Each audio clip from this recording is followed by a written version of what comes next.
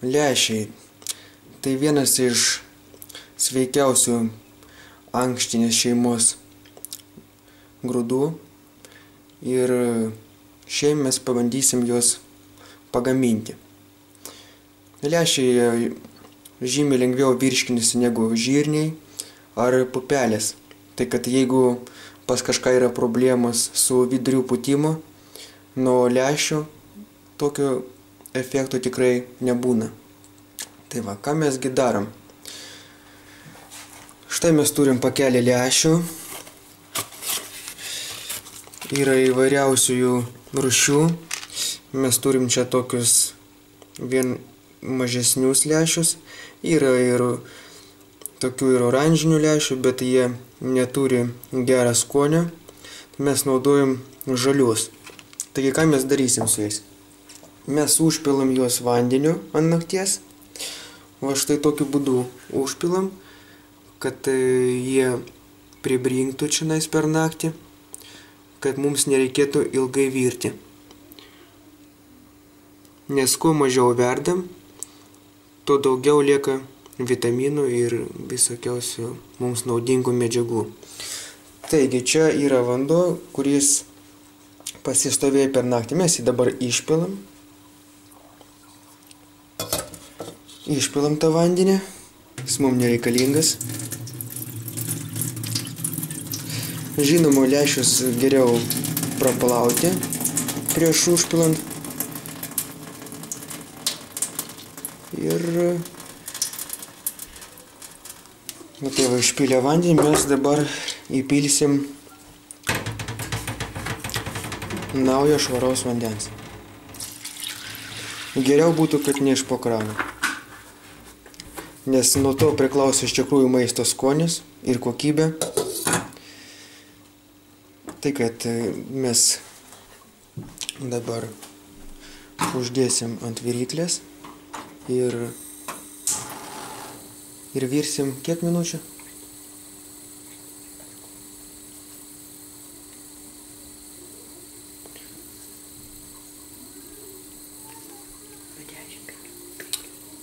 Kažkur virsim apie 10 minučių mes juos.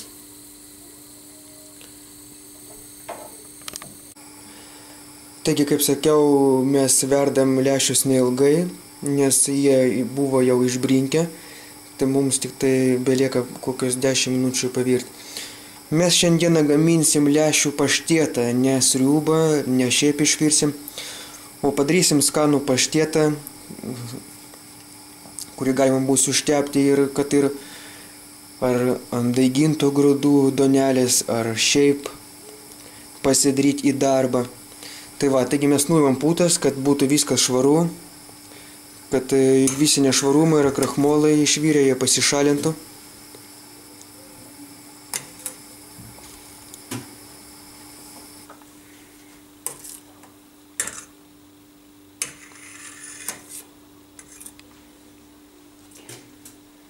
Taigi uždarom vėl ir dar palauksim kokias 5 minutės. Taigi praėjo 10 minučių, išjungiam mes viryklę ir ką, mes tą vandenį nupilam. Nežinau, čia galit išgerti jį, galit kur nors į sriubą dasipilti, čia kaip pagal skonį. Ir ką, mes tos lęšius dabar paprasčiausiai sumaisim su tokiu miksoriu. Galit naudoti blenderį, o kas neturi, tai paprasčiausiai galit sumalti per mėsmalę. Bus efektas panašus. Taigi malam.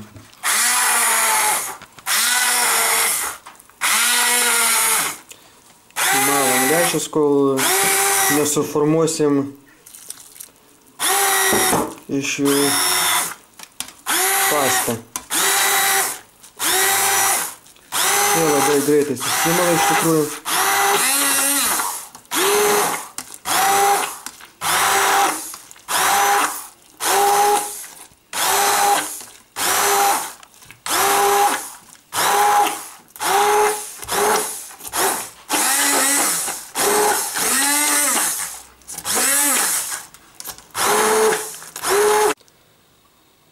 Nu štai va, mes sumalėm dabar lęšius iki tokios konsistencijos. Kas nori, iš tikrųjų gali sumalti dar labiau juos. Taigi, ką mes toliau darom su jais? Mes į juos įdedam truputį prieskonių. Mes įdedam biškį džiovintą baziliką. Truputį. Kas vartoja druskos, gali dėti druskos.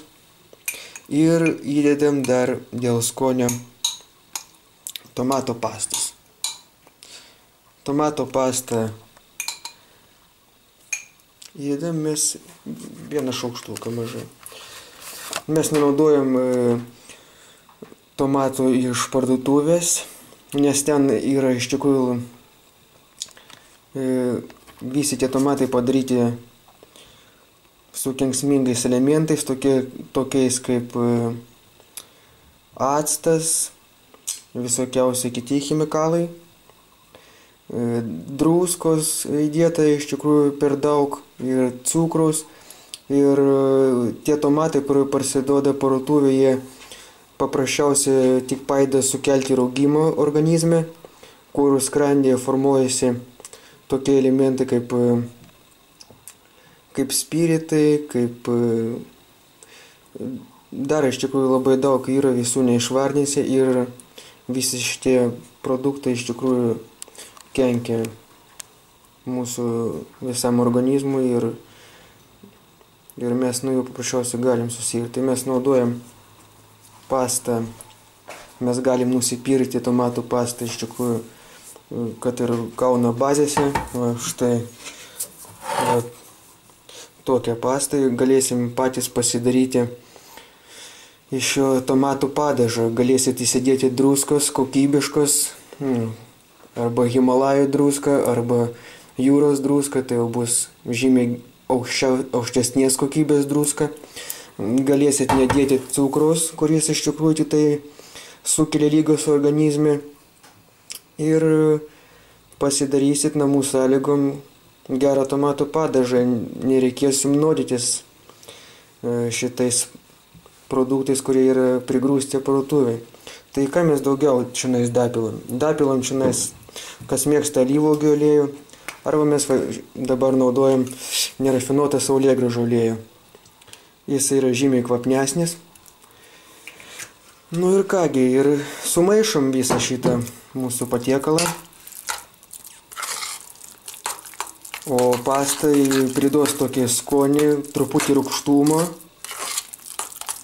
Ir štai va mes ir kaip ir pagaminom lęšio paštetą. Iš tikrųjų, jis turi biškį atvėsti. Ir tai bus labai skanus patiekalas ir maistingas, kas svarbiausia. Galėsit suvalgyti pusę litro ir tikrai valgyti nenorėsit visą dieną. Ir tai yra sveikas produktas ir, kaip sakiau, jis nuo jo nebus tokio efekto dujų susidarimo kaip nuo žirnių ar pupelių.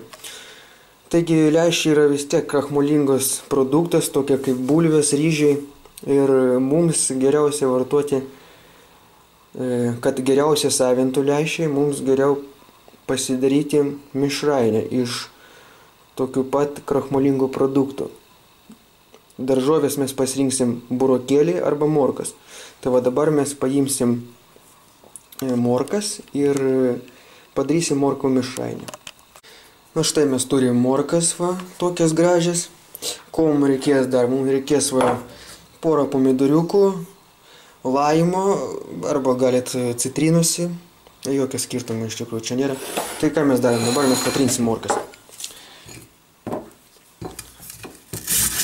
Patrinsimės morkas. Morkas naudosim žalės, taip pat galite naudoti žalius burokėlius. Jeigu kas nemėgsta žalių, galite žaltų. Ir su tokiais krachmolingais produktais, kaip sakiau, lęšiai, bulvės ar ryžiai, morkos ir burokai labai iš tikrųjų tinka ir padės juos įsisavinti žymiai lengviau. Kopūstų mišrainė prie krochmolingo tai jau nelabai tinka iš tikrųjų.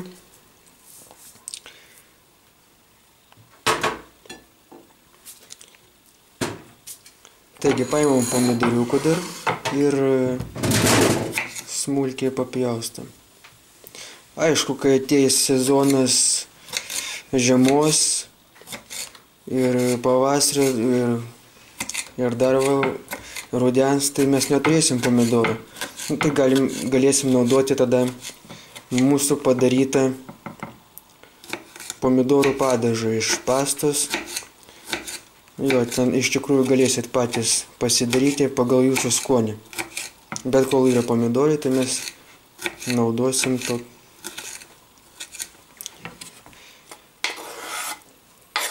Įdėsim. Iš tikrųjų, čia mes neįdam nei česnako, nei svogūno, jokių aštrių prieskonių, nei pipyrų, nei juodų pipyrų.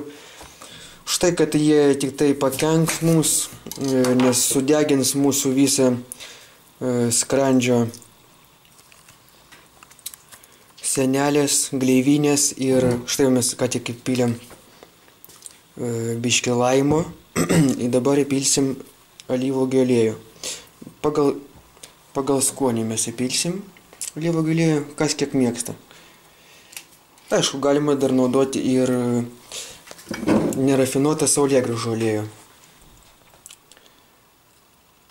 Taip, ir štai padarėme tokią paprastą morkų mišrainę.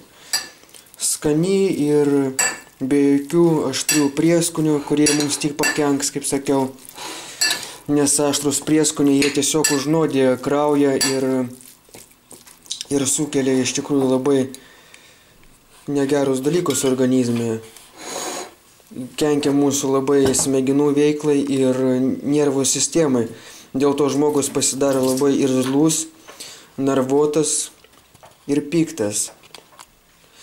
Tai va, štai mes turim pasigaminę tokią gražią lęšių paštietą ir skanią morkų mišrainę.